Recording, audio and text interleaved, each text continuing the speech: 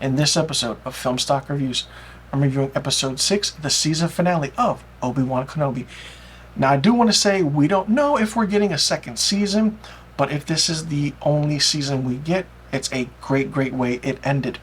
Now, of course, this episode starts off with the events after the 5th episode, where everyone is on the run, and then Darth Vader's chasing them, and Obi-Wan causes a distraction. The Vader follows Obi-Wan. They go to the planet, and they start fighting. It's what everyone wanted, that big battle, a long time in the making, between Obi-Wan Kenobi versus Darth Vader. Yes, I understand we got episode 4, A New Hope, between Darth Vader and Obi-Wan Kenobi, but it wasn't that lightsaber battle we all wanted. We got that in episode 3 as well, Anakin versus Obi-Wan, or Anakin versus Ben. Right, but we didn't get that full force of Obi-Wan Kenobi versus Darth Vader. The fight scene was really interesting. It's a battle of wits, power, the force. It's just there. It's in your face.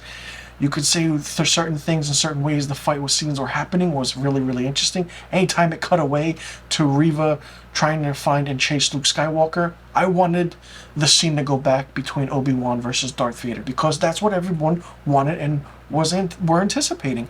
Now, this is evidently 10 years in the making between the fight between the two of them after the events of Revenge of the Sith up until now. And over the course of this series, Obi-Wan was, didn't want to use his powers because he felt wrong for what he did, how Anakin turned to the dark side. And, he just didn't use his power. But he used his powers very wisely in this against the battle against Darth Vader. Darth Vader does get the upper hand in this, and he buries Obi-Wan in a pile of a rock. Now, there's a great shot, and as soon as I saw it, I uttered these words. There's the shot where Obi-Wan is down, and Vader just puts the rocks on him, and Vader thinks he's buried him. And there's a shot that pans up, and Vader is standing over Obi-Wan, and I was like, oh, now Vader has the higher ground. It's just so good the way it was done. It was so perfect, and it was interesting. Vader thinks he won, he walks off, but Obi-Wan is using the Force to hold up the rocks. He gets all his power, comes out, and fights Vader once again. And then Obi-Wan really uses his strength. Just starts beating the heck out of Darth Vader. Something you didn't see of what Obi-Wan could do. He, breaks his chest plate. All of a sudden, he slashes him right across the helmet. You see the duality between Darth Vader and Anakin Skywalker looking through right down the lens as you're watching this episode. You're seeing what Obi-Wan is seeing, and it's just a great back and forth between the two of them. But seeing that duality of Darth Vader and then Anakin, it's like, wow, it's absolutely impressive how it's done. If you're watching this show thinking one of them is going to die, you haven't seen the Star Wars movies.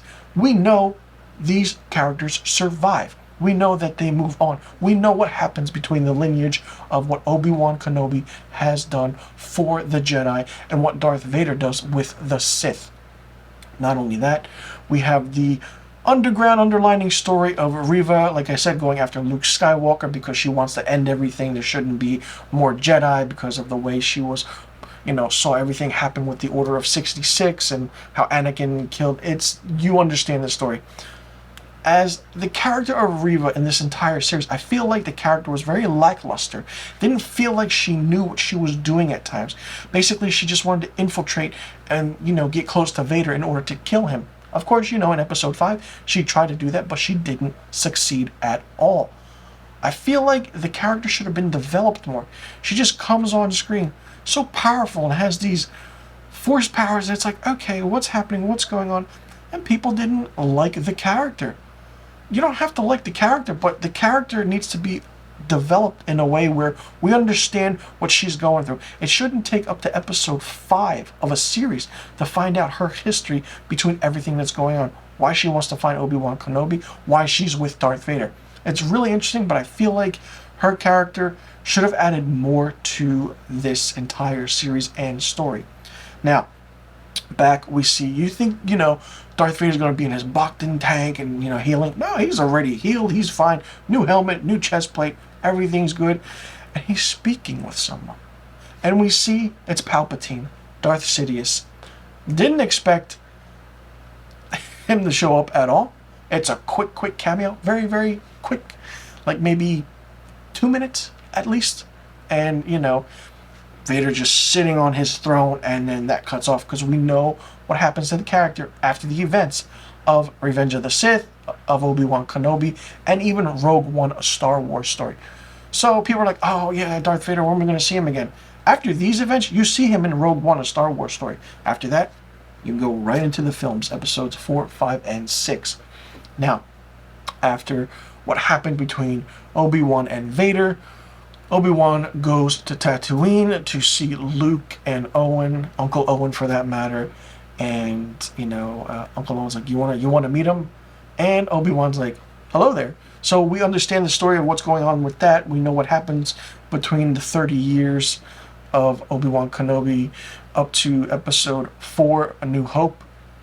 Not only that, everyone wanted this one big cameo in this so-called series, and we got that. Liam Neeson does return as Qui-Gon Jinn, as a Force ghost, and Obi-Wan is like, I didn't know you were here, and Qui-Gon's like, I was here the whole time. It's great to see a big name actor like that once again appear in a Star Wars show.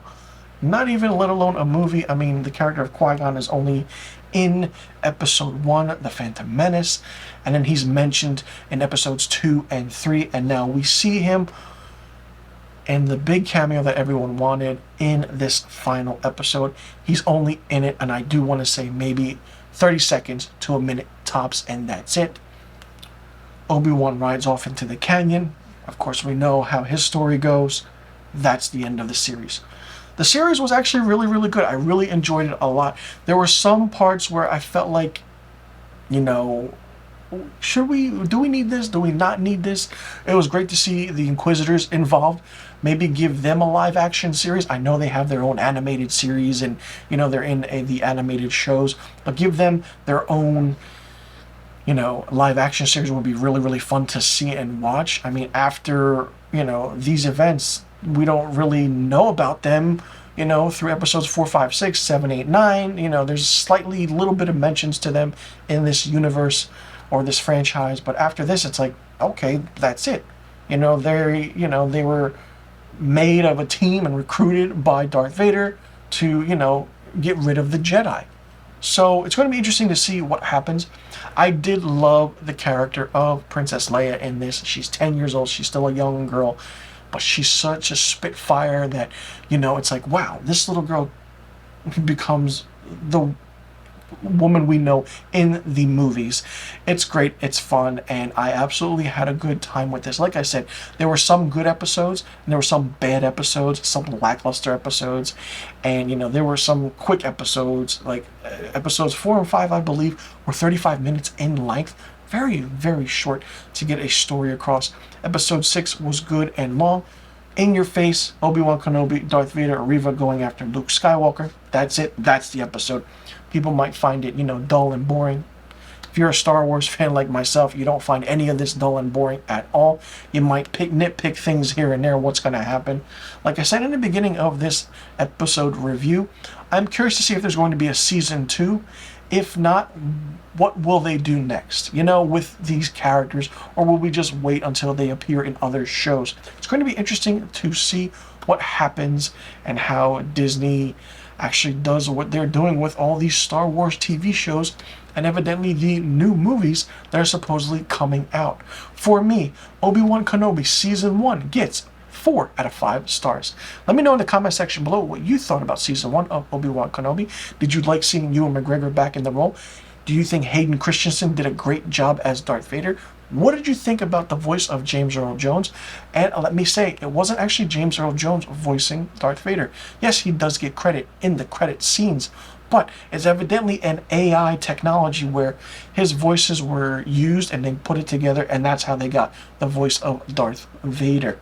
Did you like the character of Reva? Did you like Princess Leia as a young girl? And what aspects, other things do you see happening, and what do you want to see more of in this Star Wars universe now that we got the events 10 years after Revenge of the Sith?